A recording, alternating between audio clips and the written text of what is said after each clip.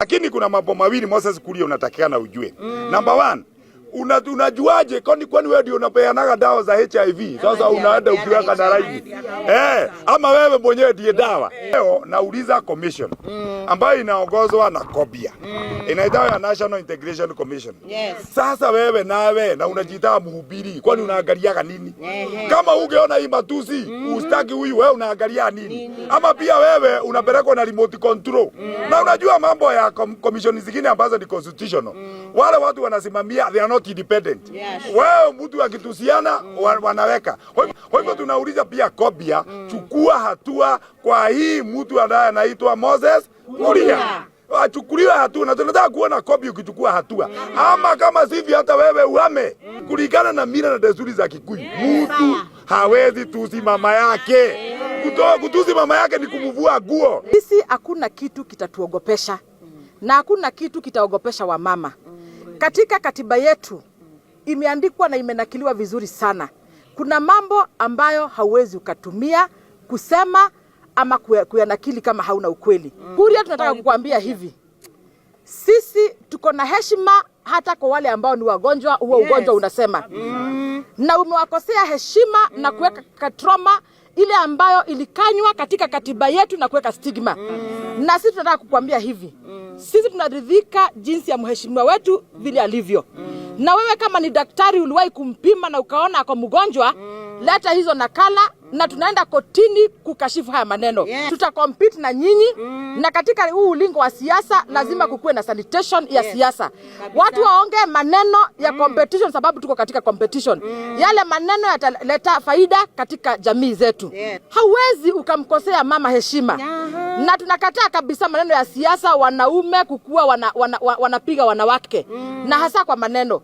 Tunaenda katika siasa, mwaka wa 2026 umefika na hakuna vile mtafanya.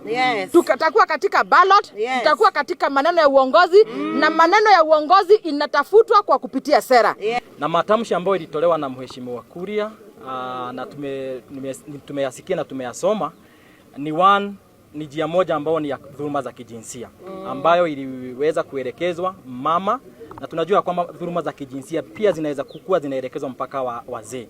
Lakini kwa hili ambalo Moses ambalo alifanya ni vibaya sana, na sisi kama mashirika ambao sio ya kiserikali, civil society organizations, tunakomesha hili jambo. Pia tunaomba kuna hii tribunal ambao ni ya HIV and AIDS tribunal ambao huanga inaangalia hiyo mambo na masuala ya mambo na mtu kutangaza status za mtu iweze kumchukulia hatua. Tumeona watu wengine wakipigwa mpaka fine kubwa sana. So tunataka hiyo tribunal ichukue hatua mara moja. Hao wengine ni the KEWOPA, Kenya Women Parliamentarians Association, wa mama wengine. Tunataka pia nyinyi tuwaone mkisimama nyuma ya mheshimiwa Jane na wamama wengine ambao wamedhulumiwa na hilo jambo. La mwisho ambao asio ya kiserikali. FIDA Kenya tuko hapo. Hiyo mashirika yote yasimame nyuma, tuone press statement yenu tukikashifu mambo ambayo tuliona ikielekezwa mheshimiwa Jane Kihara. Hapa kulilia na kutetea haki ya mama boga, haki ya mama mheshimiwa, haki ya mama yoyote. Mama ni mama. Na kama hivyo alivyotusi mheshimiwa wa hapa kwetu, huyo tunajua mama ni taifa. Na kutusi mama umetusi taifa yote. Sababu mama ndiye mlezi, ndiye mzalishi, ndiye kila kitu. We condemn that act. Tunasema Moses Kuria, you have to calm down now. Utuongeleshe kama sisi wa mama. Tunataka kujua hii ugonjwa ulisema huyu mheshimiwa ako nayo ilikutoka wapi? Cause kama ni ugonjwa wa ukimwi ni mimi na wewe. Wewe ndio unajua kwa nimetoa. Wewe ndio unajua nipata aje. Tungetaka kujua. Sababu ulisema ako na ukimwi. Tema uheshimike usembe. Huyu mama ako na watoto, ako na wajukuu. Kutangaza mambo ya ukimwi itokea wapi? Hatujaisikia. Ile kitu imetuzunisha sana. Ni mwanaume mwenye anafaa kuangaliwa kama kioo cha jamii, ameamua kuingilia wanawake. Vita wanawake ipiganawi na wanaume. Kwa hivyo wakati Moses Kuria anatusi mheshimiwa Jane, anaonekana kama hana nidhamu.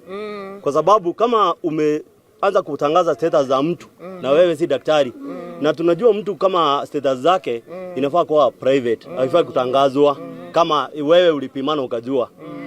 Unakuanza kusema mheshimiwa wetu ako HIV positive ama aligonjesha the late husband.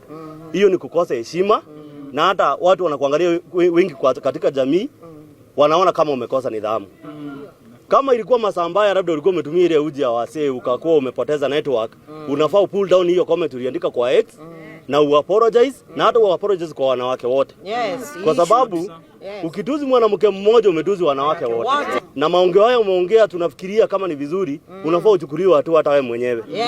Kwa sababu sheria inafaa ichukue mkondo wake. Kama ni vita ya siasa umeamua kutumika kama spana boy na kasongo, hapa sisi ni one term.